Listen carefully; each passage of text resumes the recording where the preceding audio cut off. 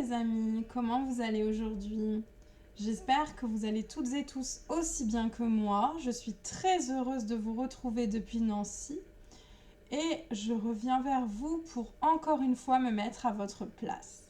Je sais, en tant que personne en situation de handicap, je sais que l'on a tous des problèmes, qu'il est très fréquent de dramatiser, de grossir les problèmes, de les exagérer, voire de s'inventer ses propres problèmes.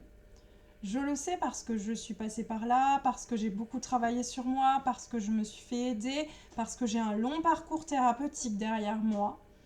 Et aujourd'hui, je suis prête à vous aider à mieux appréhender vos problèmes, à mieux les considérer et, comme à mon habitude, à tenter de dresser pour vous une typologie des problèmes.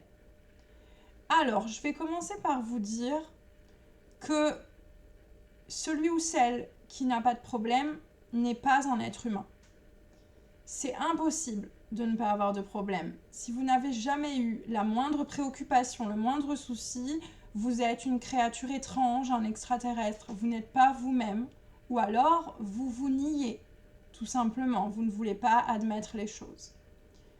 Ensuite, il faut savoir que un problème est un problème à partir du moment où vous décidez de l'appeler problème. Je m'explique.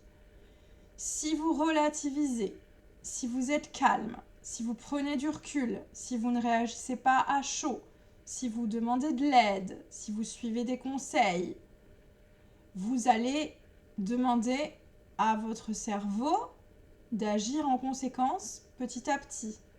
En revanche, si vous paniquez, si vous remuez ciel et terre, si vous ameutez tout le monde autour de vous, vous allez demander à votre cerveau de considérer la situation comme un problème, c'est-à-dire comme un danger.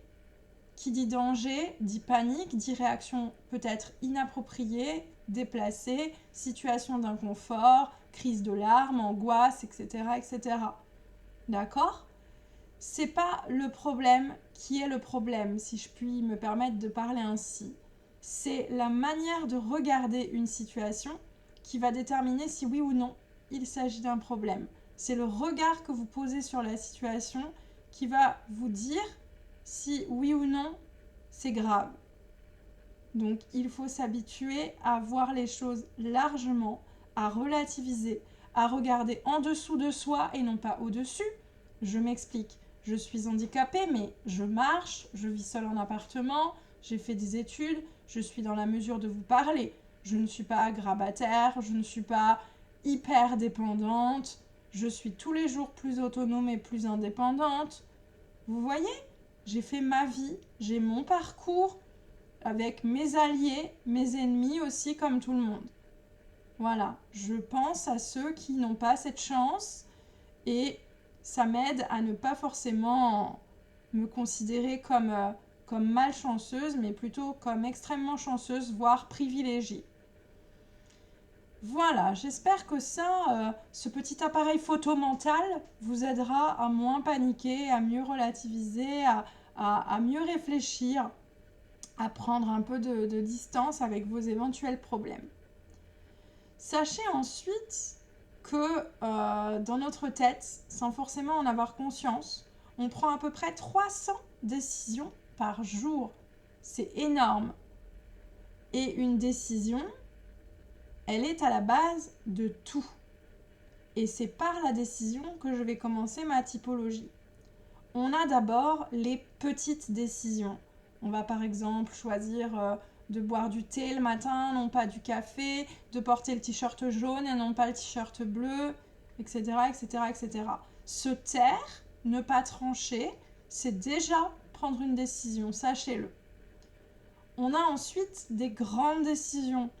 On va réfléchir ensemble pour décider de la destination d'un voyage, pour décider du montant d'une assurance vie, pour décider de n'importe quoi. Mais on va prendre une grande décision qui peut nous impliquer nous-mêmes, mais aussi impliquer nos proches, qui peut avoir des conséquences sur le long terme, qui peut avoir des conséquences pour notre avenir, pour avoir de bons ou de mauvais souvenirs, etc., etc. Ensuite, on a les petits problèmes. Si on voit large, si on cherche la solution, si on se fait aider et accompagner pour trouver la solution, si on réfléchit aux alternatives, tout se passera bien. Je vous donne un exemple. Je ne conduis pas, mais vous avez peut-être une voiture qui est peut-être au garage. C'est embêtant, vous n'avez pas votre voiture, vous n'êtes pas entièrement libre, vous devez vous conformer à des horaires, mais vous pouvez le faire et du coup, vous pouvez prendre le bus ou le tram. Voilà, vous n'êtes pas coincé chez vous. Vous êtes coincé chez vous parce que vous vous êtes fait mal. Eh bien, vous pouvez peut-être plus lire, plus regarder la télé, vous adonner à des activités dont vous profitez moins d'habitude. Voilà, ça, c'est des petits problèmes. Ensuite, on a des gros problèmes. C'est ceux-là qui sont les plus embêtants.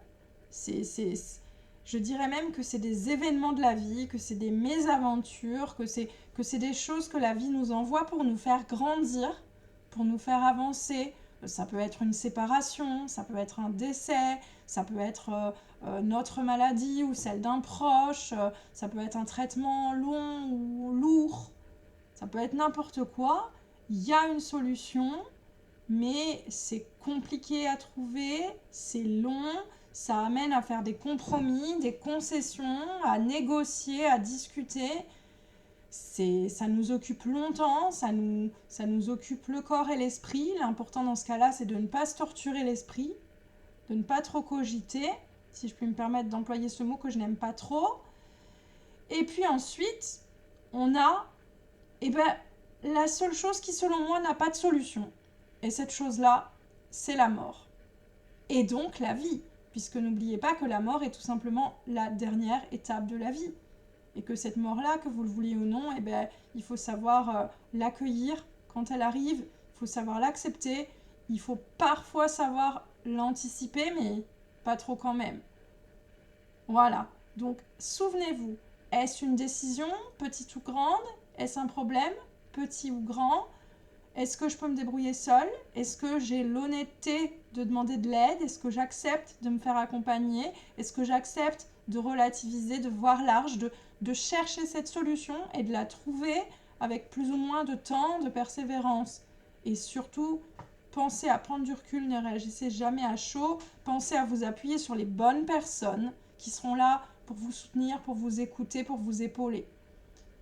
Voilà, j'espère vous avoir aidé. Je suis comme vous, j'ai eu et j'ai encore mes problèmes. Je relativise mieux, vraiment, et c'était un plaisir de partager mon expérience. Je ne suis pas experte, mais je vous dis les choses comme je les ai vécues, comme je les vis encore aujourd'hui, comme je les ressens, et j'espère que cette petite analyse qui est faite sans la moindre prétention, dans la joie et dans la bonne humeur, vous sera utile. Je vous souhaite à tous une excellente fin de journée, une excellente fin de semaine, un excellent week-end si jamais on ne se recroise pas d'ici là. Et je vous promets de revenir vers vous pour aborder un nouveau sujet, encore une fois sans prétention, dans la joie et dans la bonne humeur, pour tâcher de vous aider sans pour autant m'attribuer des compétences qui ne seraient pas les miennes. Prenez bien soin de vous. À bientôt. Bye bye.